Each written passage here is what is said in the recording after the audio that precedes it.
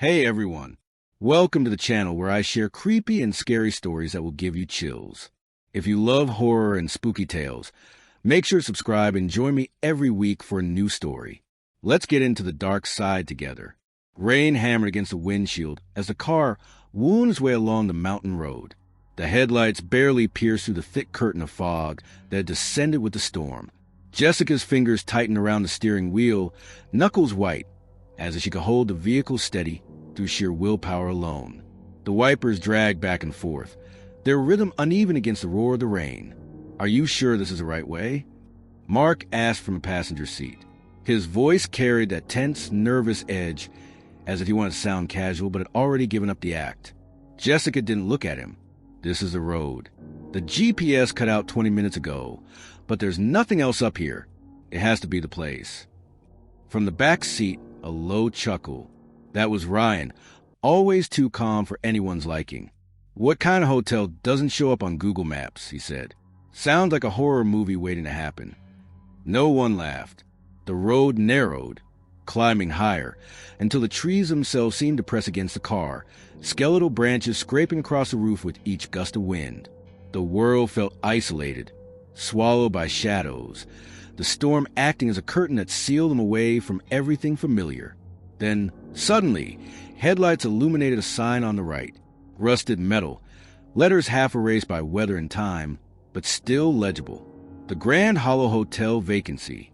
An arrow pointed toward a winding driveway, gravel crunching beneath the tires as Jessica turned in. The car slowed, then stopped.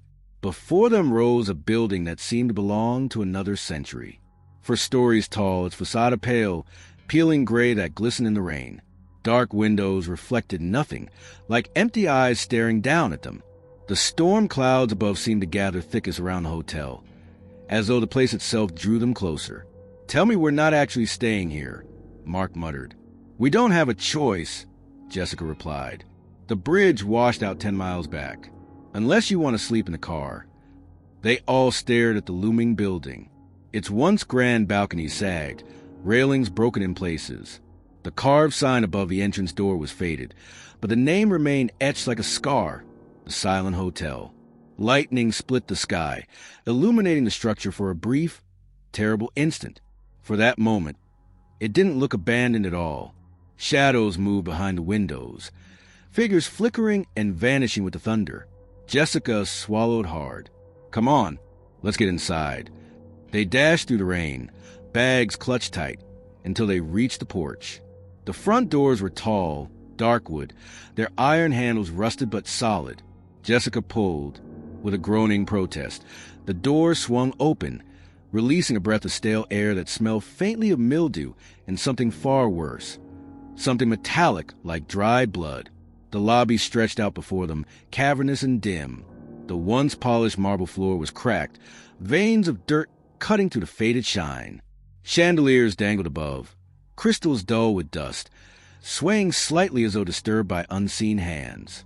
A massive reception desk dominated the far wall, but no one stood behind it.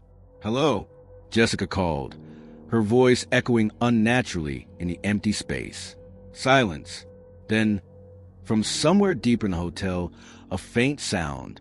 Not footsteps, not voices, just a whisper, a breath brushing across the back of their necks, though no one stood there. Ryan rubbed his arms, trying to laugh it off. "Creepy as hell. I love it." Mark, pale, shook his head. "I don't. This place is wrong. We should go back to the car." But outside, the storm raged louder. The wind howled like 1,000 voices, slamming against the doors as if trying to get in, or keep them from leaving. Jessica stepped forward toward the reception desk. A ledger lay open, its pages yellowed and curling with age. Ink stains stretched across the paper, but names could still be made out, scrawled in elegant handwriting. The last entry stopped them cold. Jessica Carter, Room 6. Mark Davis, Room 7. Ryan Hale, Room 8. Written in fresh ink. None of them had touched the pen. A silence heavier than the storm fell over the group. Jessica's breath caught in her throat, heart hammering as she glanced at the others. Their faces mirrored the same dread. "How?" Mark whispered. "How is that possible?" No one answered. From the corner of the room, a bell rang. Clear, sharp, as though someone had just pressed the service bell on the desk. The sound echoed across the empty lobby, reverberating long after it should have faded. Ryan smirked weakly. Guess we've been checked in. The chandelier above creaked. One of the crystals snapped free, shattering against the floor at their feet. And then, slowly, impossibly, the elevator at the far end of the lobby opened with a soft ding. Its light was on. Waiting. Jessica whispered, This place was expecting us." No one disagreed. The word clung to the air like damp cloth, heavy and suffocating. Jessica's throat tightened as she stared at the glowing elevator at the far end of the lobby. Its golden light seemed out of place in this ruin, like a lure hanging over a pit. "Don't even think about it," Mark muttered. His eyes darted to the elevator, then back to Jessica. "We're not going in there." "No way." Ryan tilted his head, a smirk twitching at the corner of his mouth, though his voice betrayed nerves. "What's the alternative? Sleep on the floor in this lobby? I'll take my chances with the elevator." The storm outside slammed against the windows, rattling the cracked glass panes. Shadows flashed with every strike of lightning, almost as if the forest itself pressed close, trying to see inside. Jessica forced herself to move toward the reception desk again. The ledger still lay open, her name written in that neat, deliberate script. She reached out, fingertips trembling, and touched the paper.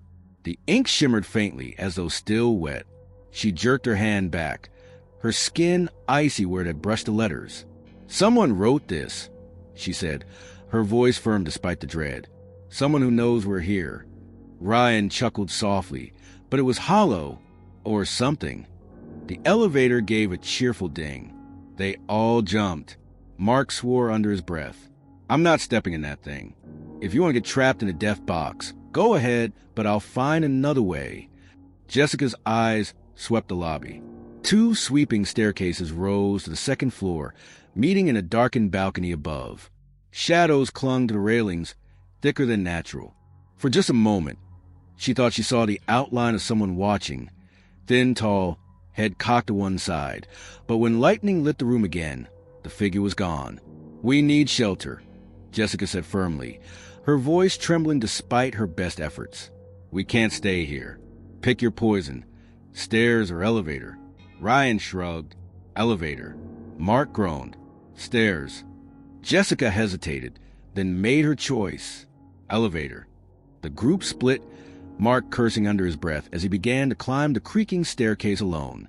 Jessica and Ryan stepped into the elevator, its floor vibrating faintly beneath their feet.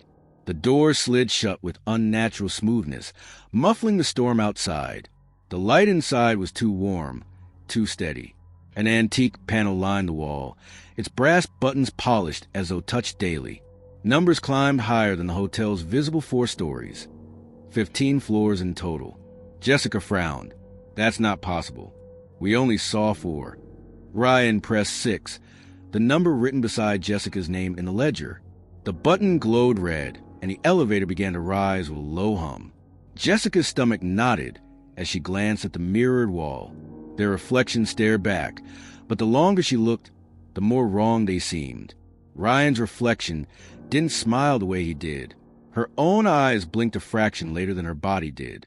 The elevator dinged. The doors opened to reveal a long hallway stretching into shadow. Patterned wallpaper peeled in strips, revealing mold blackened wood beneath. The carpet squelched under their feet, damp as though soaked in blood or rainwater. Dim bulbs flickered overhead, some completely dead, leaving patches of darkness where the hallway seemed to dissolve into nothing. Jessica's throat tightened. Room numbers lined the walls, brass plates tarnished but still legible. 6, 7, 8. The doors were waiting for them. "Guess this is us," Ryan said lightly, but his voice cracked on the last word. Jessica reached for the handle of room 6. The brass was cold, so cold it burned her skin. She twisted and pushed. The door creaked open. The room was immaculate, not dusty, not rotting, not abandoned. A freshly made bed with crisp white sheets, curtains drawn neatly aside, a lamp glowing warmly. On the nightstand, a single key lay atop an envelope, her name written across it in the same elegant hand as the ledger. Jessica Carter. Her stomach churned. She tore the envelope open with shaking hands. Inside was a note, handwritten in the same ink. Welcome home. Do not leave your room after midnight. Jessica froze. The lamp flickered just once before steadying again. Hey, Jess. Ryan called from the hallway. His door, roommate, was open. His voice trembled. You need to see this. Jessica stepped out. Ryan held a letter of his own, almost identical. His read, Ryan Hale, welcome home. Do not speak to them when they knock. Jessica's blood went cold. Before Ryan could answer, Mark's voice shouted from the far end of the hall. Jessica, Ryan. They spun. Mark was running toward them, pale and wide-eyed. He skidded to a stop, chest heaving. The stairs, he gasped. The stairs don't go anywhere. I kept climbing, but the floors just kept repeating. I should have been on the roof by now, but I never left the second floor.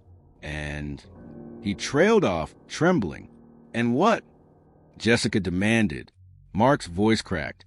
Someone was climbing them with me. I heard it, right behind me.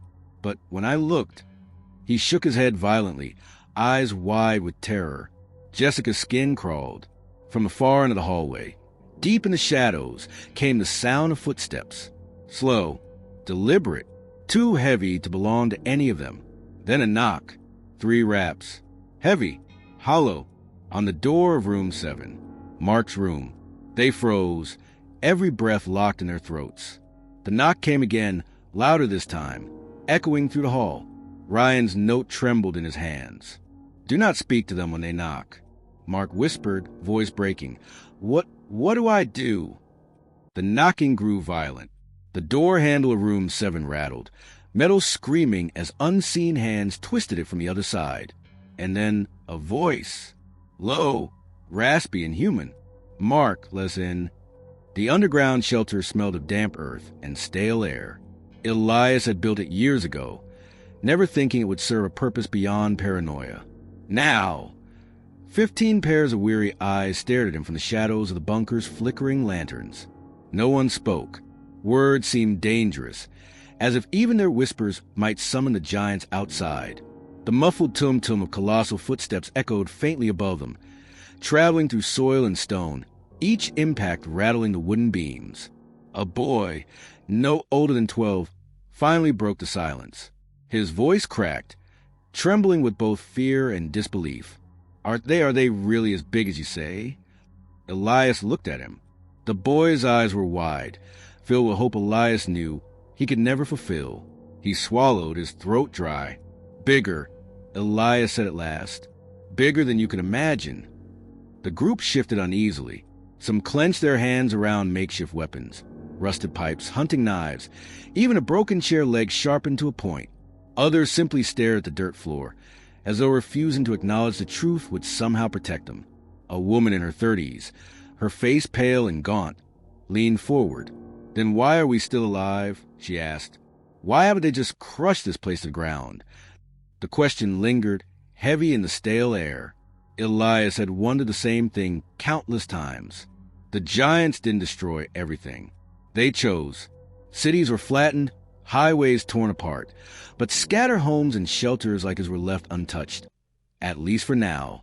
It was as though the giants knew where people hid, but were waiting. For now, they're letting us breathe, Elias finally answered. But don't mistake that for mercy. The boy shivered and buried his face in his mother's side. Then came the sound that froze everyone in place. Not a footstep, not the groaning shift of wood or stone, but a low, deliberate knock. 3 slow raps, echoing against the steel door of the bunker. Everyone's eyes darted to the entrance. No one moved. The knock came again, louder this time. Tum, tum, tum. Not a giant step, not from above, but from right outside the door. And this time, a voice followed. Elias, open up. It was a voice he recognized. A voice that should not have been alive. The voice of his brother. The sound of that voice pinned Elias to the ground harder than any weight the giants could have placed upon him. It was unmistakable, rough, tired, a little broken from years of smoke and laughter. His brother's voice. But his brother had died. He had seen it with his own eyes. The giant shadows had swallowed him whole, leaving nothing but silence in their wake. Yet now, on the other side of the steel door, the voice came again. "Elias, you there?" The group stirred restlessly. The boy clutched his mother's sleeve, the woman's knuckles turning white around the handle of her knife. A man near the back whispered harshly, "Don't. It's a trick. Don't answer." The knocking grew impatient. Tum, tum, tum.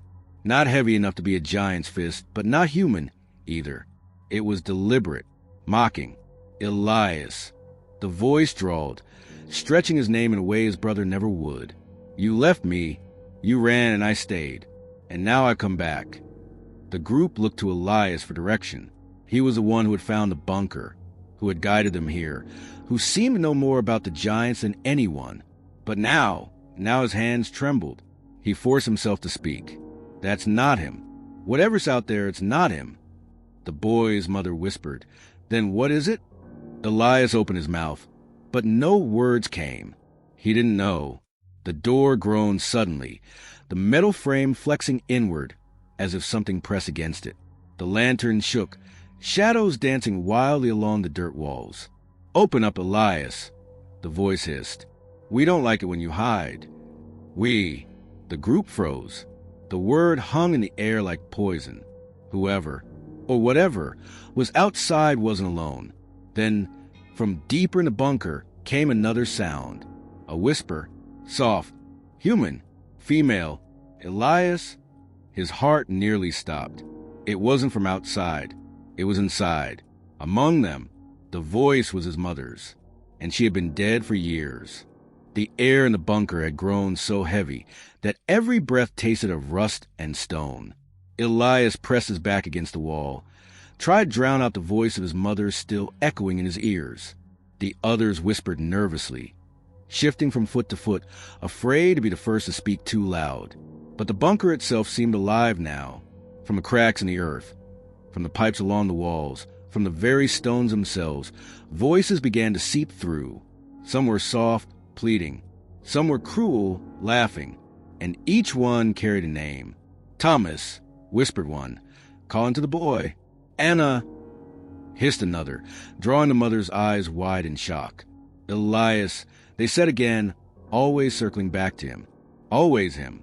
He wanted to tell the group to stay strong, to cover their ears, but he couldn't, because deep inside, he feared something they didn't. The voices knew too much. They knew things they shouldn't. One voice called out from the darkness, low and broken. "Remember the cave, Elias? Remember what you promised us." His blood ran cold. No one here knew about the cave. No one alive. The boy began to cry, his small hands over his ears. His mother tried to hush him, but the sound of his sobs only seemed to feed the walls. The whispers grew louder, closer, until they weren't whispers anymore. They were breathing. Hot, rancid air slid across Elias's neck, though no one was behind him. And then the steel door shuddered. Boom! Dust rained down from the ceiling.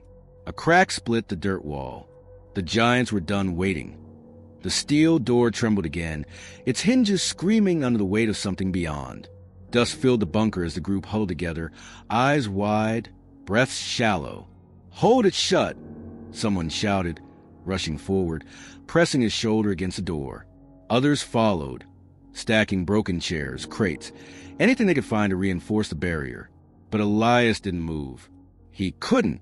His eyes were locked on the ceiling, where the whispers had now turned into murmurs of command. "Let us in. Open the way. You belong to us." Thomas, the boy, shrieked suddenly. His tiny hands clutched his ears as blood trickled from his nose. His mother tried to cradle him, but he thrashed violently, screaming words that weren't his own. "They're already inside. They're already here." Everyone froze. The bunker's lanterns flickered wildly, shadows stretching into grotesque shapes that slithered along the walls. One shadow lingered too long, towering over them, its form vaguely human but wrong. Too many arms, a face blurred like melting wax. Anna gasped, That's not real." But it was. The shadow turned its faceless head, and Elias felt its gaze pierce through him. Then, with a deafening crash, the steel door split at the center. A hand, if it could be called that, forced its way inside. Fingers longer than any man's arm, covered in something between stone and flesh, groped blindly. The group screamed, "Fall back!" Elias yelled, instinct taking over at last. But where could they go? The bunker was just stone and dirt, walls closing in tighter with every heartbeat. There was no escape route, only a death trap. The whispers rose to a chorus, filling every corner of the room. Some people dropped their weapons, covering their ears, begging for silence. Others turned on one another, shoving, accusing, wild with terror. "Someone let them hear," one man roared. His eyes darted to Elias. "It's him. They always say his name." The crowd's gaze shifted. Elias backed away, his hands trembling. "No, it isn't me. I don't." But even he wasn't sure. The voices did always call for him. And now, as the door finally buckled and the bunker filled with blinding white cracks of light, he wondered, what if they were right? The steel door exploded inward. Fragments of metal and stone flew like shrapnel, slicing across faces and arms. The air filled with dust, choking the screams that erupted all around. Through the haze, the first shape entered. Its body was immense, too large a bunker, yet it moved with grotesque fluidity, as if its bones had bent at impossible angles. Its skin seemed carved from stone, yet it pulsed like something alive beneath a shell. And its face wasn't one face at all. It was dozens, hundreds, shifting and merging, men, women, children, all screaming silently from its surface. "God!" Anna whispered, collapsing to her knees. "It's wearing them. It's wearing everyone." The creature reached forward. One man tried to raise his rifle, but before he could aim, the thing's hand, larger than his entire body, closed around him. The sound of bones snapping echoed louder than his scream. When the creature released him, he was no longer a man but flattened husk, his face already sliding into the monster's skin. "Back! Back!" Elias shouted, dragging the terrified few deeper into the bunker. But there was no back. Only walls, only darkness. Thomas, the boy, stopped crying. His eyes glowed faintly unnatural. When he spoke, his voice was not his own. "You can't run. The walls are ours." The ground rumbled as cracks split the floor. Black, vein-like roots slithered upward, wrapping around boots, pulling people down screaming into the earth. The bunker itself was betraying them. Panic erupted. Some tried to fight, slashing at the roots. Others clawed at the stone walls, desperate to dig their way out. A few turned on Elias, faces wild with rage and terror. "You brought them here. They're calling for you."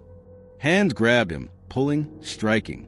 Elias struggled, shouting, "No, I didn't." But in his mind, the voices laughed, whispering his name again and again. "Elias, Elias, Elias." And then the creature ducked lower, its head entering fully. Dozens of faces turned toward him, and for the first time, the chorus of whispers spoke in unison through its many mouths. "We only want you." The group froze. All eyes turned toward Elias, and in that silence, Elias felt the truth claw into his chest. This was never about the town, never about the survivors. It was always about him. Elias staggered backward, his ears ringing with the sound of the creature's chorus. The faces on his body twisted and screamed, and yet all of them focused on him. His name bled from their mouths like poison. "We only want you." The others around him stepped away, forming a circle. Their eyes no longer looked at him as an ally, but as a curse in human form. Even Anna, who had trusted him the most, whispered, trembling, "What are you?" "I'm just a man." Elias shouted, his voice breaking. "I didn't do anything. I don't know why they're..." But even as he spoke, his chest burned. Memories clawed at the edges of his mind. Forgotten nights, strange voices and dreams. The day he wandered too deep into the forest as a child, when the mist swallowed him and he came back with no memory of where he'd been. "You've always belonged to us," the creature said, every mouth on its body speaking in sync. The sound vibrated the air, shaking dust from the bunker's ceiling. Images crashed into Elias's mind. A black stone altar beneath the mountain, blood dripping into cracks that glowed with a faint red light. A circle of robed figures chanting his name long before he was born. His knees gave way. He fell to the floor, clutching his head. No, that's not me, that's not real. But deep down, he knew it was real. His family, his entire bloodline, had been bound to something far older than the town itself. Bound to the creatures. Bound to the abyss that had been waiting beneath the mountain. The boy, Thomas, spoke again, his childish face calm, his eyes burning with an alien glow. "You were the key. You always were. That's why they kept you alive. That's why the devils walk." Elias's heart pounded. "The key?" "Yes," the boy said. "When your blood breaks, the gate will open, and everything will come through." The bunker shook violently. The walls cracked wider, shadows spilling out like smoke. Screams erupted as more shapes forced their way in. Creatures taller than towers, their limbs bending like broken marionettes, their eyes hollow yet burning. The survivors ran, but there was nowhere left to go. The bunker was collapsing, becoming part of the abyss itself. Elias stood frozen, realization crashing into him. This wasn't about survival anymore. It was about whether he would allow himself to be used, or if he could end it before the gate consumed the world. The creature's enormous hand reached forward again, extending its finger toward him like a king claiming his heir. The faces on its skin chanted his name louder, drowning every other sound. "Elias, Elias, Elias." And in that moment, Elias finally understood. The devils didn't come to destroy humanity. They came because humanity had invited them. And he was the final invitation. The bunker roared like a living beast. Stone cracked, roots split upward, and the air itself seemed to bleed shadows. Survivors screamed as they were dragged into the earth one by one. Their voices cut short as their faces reappeared across the monster's body. Elias clung to the shaking wall, heart pounding. The truth hammered inside him. He was the key. His blood would open the abyss fully, and the creatures wouldn't stop until it happened. Anna grabbed him, shaking him desperately. "Tell me it's not true. Tell me you're not." "I didn't know." Elias cried, his throat raw. "I swear I didn't know." But her eyes held no trust anymore. She stumbled back, whispering like a prayer. "It was always you. You brought them." The boy, Thomas, stood calmly amid the chaos, his small frame untouched by the collapsing bunker. His glowing eyes locked onto Elias, and his voice carried over the storm. "You have only two paths. Your blood opens the door, or your blood seals it.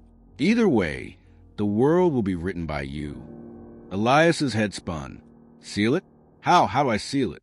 Thomas tilted his head, his smile too knowing for a child. "Sacrifice.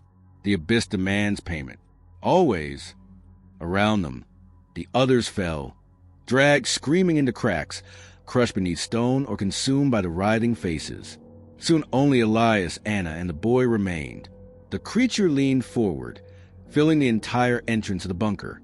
Its countless mouths opened in unison, speaking not in whispers this time, but in a thunder that shook Elias's bones.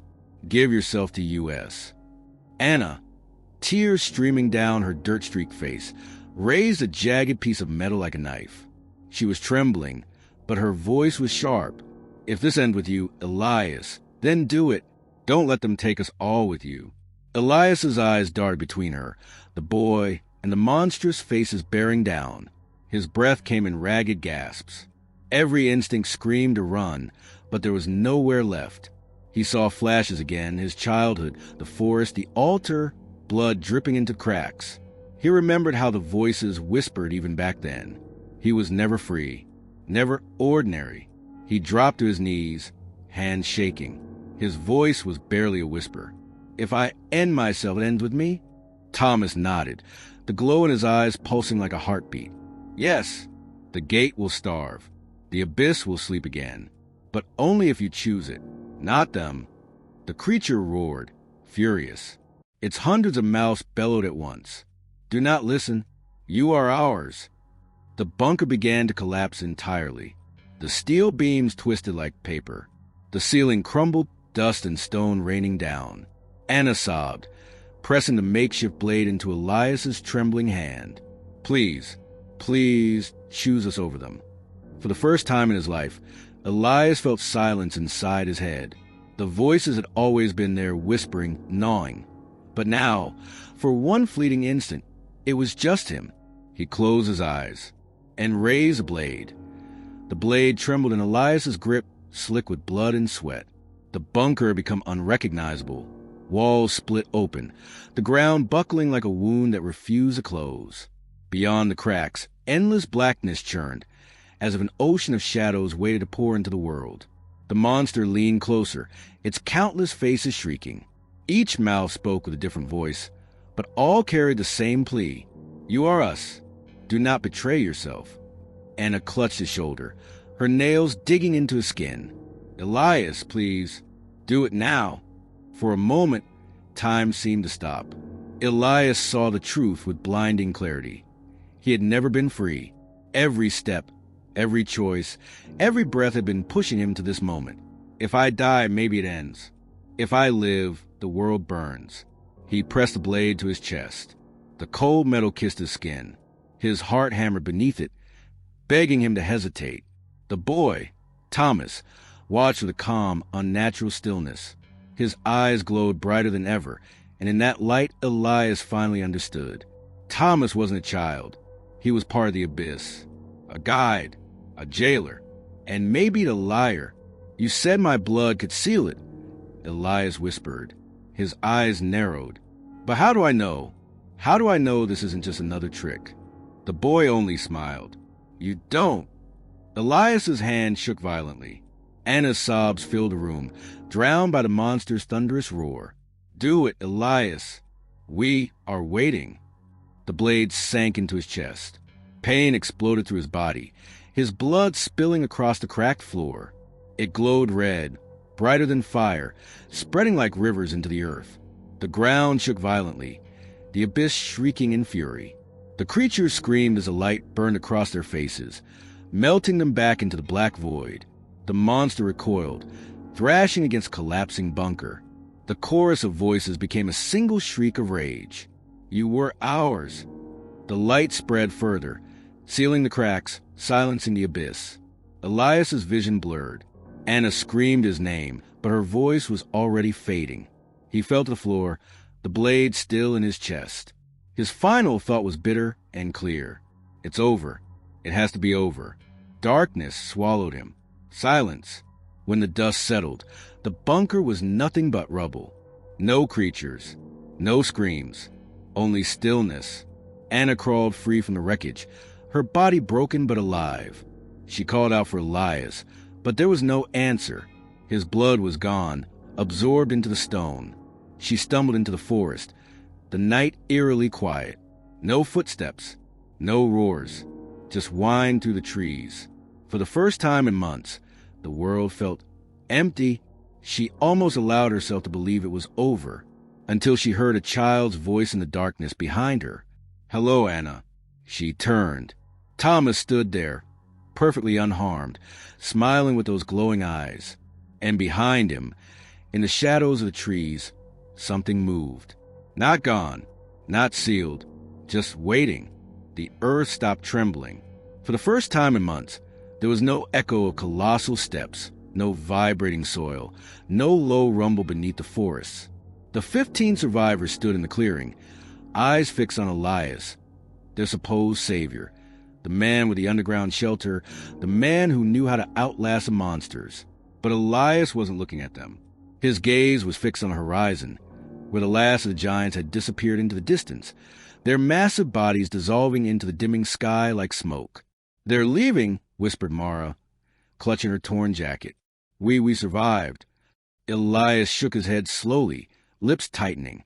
No, they weren't retreating. They were finished. The group exchanged confused glances. One of them, Tomas, stepped forward. Finished? With what? With us, Elias replied. His voice was hollow now, stripped of hope. The giants weren't here to hunt. They weren't predators. They were cleaners. A sickly silence spread. The words hung in the air, heavier than the fear that had stalked them for weeks. Mara's face paled. Cleaners? Of what? Elias finally looked at them, and in his eyes there was no more fire, only dreadful certainty. Of humanity. They weren't killing for hunger. They were killing because we were chosen to be removed. They came to erase us. A chorus of gasps rippled through the group. Some shook their heads violently, denying the thought, clinging to the illusion of random survival. But deep down, each of them had felt it. The strained precision with which the giants moved, the way they ignored animals, the way only cities burned, and only human screams echoed in the night. They didn't come from this earth, Elias continued, his voice trembling now. They were sent, like gardeners removing weeds. The truth struck like a hammer. The realization that their suffering, their desperate fight for survival, had never been against mindless beasts. It had been against something far worse, a judgment. One by one, the survivors' strength collapsed. Some wept, some cursed. Others stared blankly into the trees, as if the world had already ended. Elias alone stood still, staring at the fading horizon. He could still hear it, the faint, rhythmic beat of something far away. Not footsteps anymore, but the hum of machines. Above the clouds, unseen by mortal eyes, the stars shifted. Shapes of impossible scale moved in the blackness of space. And then, the night sky pulsed once, like the blink of an eye. The giants were not the end. They were only the beginning.